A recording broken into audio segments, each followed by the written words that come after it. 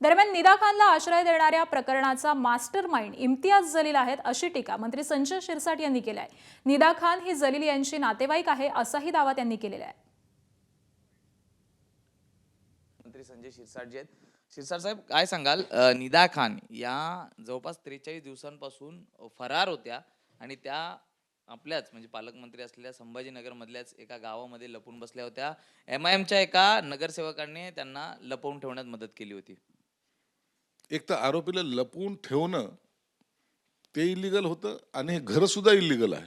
म्हणून आता त्या 3 दिवसाची नोटीस दिली। मला वाटतं आज किंवा जास्तीत जास्त उद्यापर्यंत त्या ठिकाणी बुलडोजर हा फेडला जाणार आहे आणि म्हणजे इलिगल ॲक्टिव्हिटीज, सरकारचं नुकसान, एन्क्रोचमेंट या सगळ्या बाबी त्याला लागू होतात।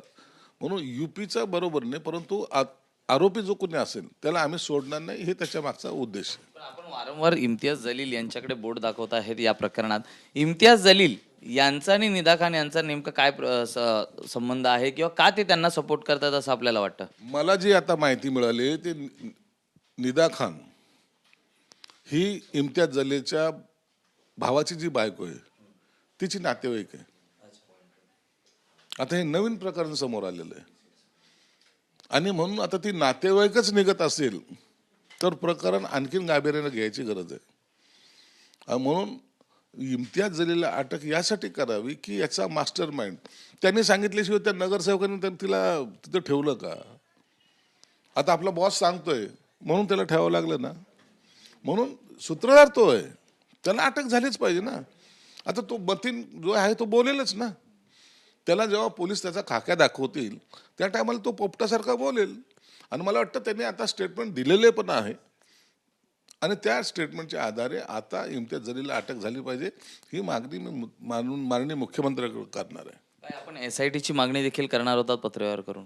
मी पत्र दिलंय मुख्यमंत्र्यांना, मी पत्र दिलंय, यासाठीची मागणी केलेली आहे आणि यांना तातडीने अटक करायची सुद्धा मागणी मी त्यांच्याकडे केलेली आहे।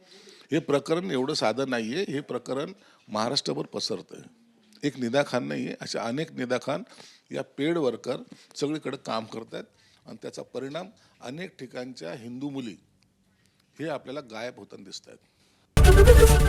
ABP माझा, उघडा डोळे बघा नीट।